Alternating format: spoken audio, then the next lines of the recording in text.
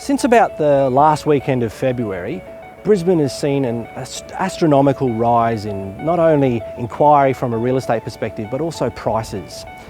All across the greater Brisbane area, we've seen median price houses increase in value. But why? Well, interestingly, if you do a little bit of research into the fact, we've pretty much just been playing catch up on our southern neighbours, both Melbourne and Sydney. How much more growth is left seems to be the burning question, and that's what our episode today is here to answer. Now, if we rewind the time clock a little bit, we go all the way back to when I was about 10 years old.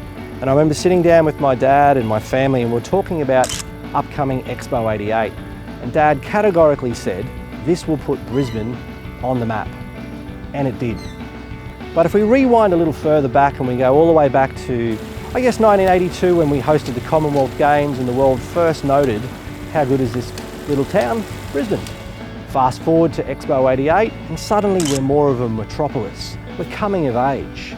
It took us another probably 14 to 20 years to really find our balance, but we're now here. Interestingly, in the lead up to the 2032 Olympics, which seems to be the preoccupation from a lot of the predictions that are out there as to why Brisbane's seeing so much demand, it gives us an indication or a window of opportunity to go back and have a look at how Brisbane house prices did in the 11 years in the lead up to Expo 88. So if we go all the way back to 1977, from 1977 through to 1988, inflation went up 145%. It's a huge amount. At the same time, so during the same exact period, house prices in Brisbane went up 287%.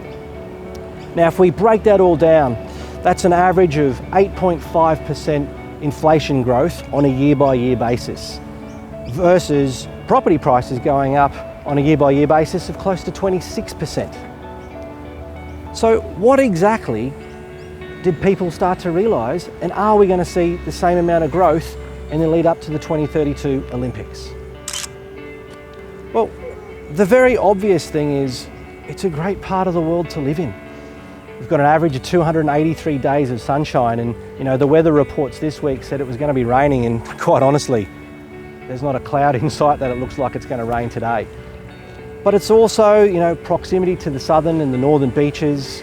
We've got a great way of life, but we've got a genuine metropolis starting to emerge. Cross-river rail, tunnel networks, great transportation throughout, fantastic local amenities.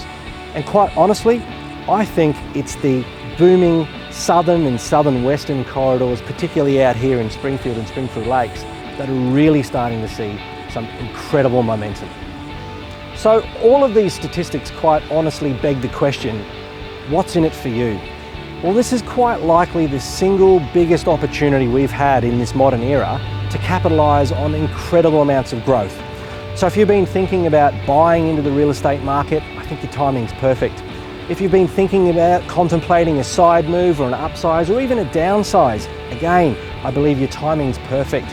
So reach out to myself or any one of the team that form part of the greater Ray White family that is Springfield, Springfield Lakes, Aspley, Warner, Scarborough, Newport and IMS.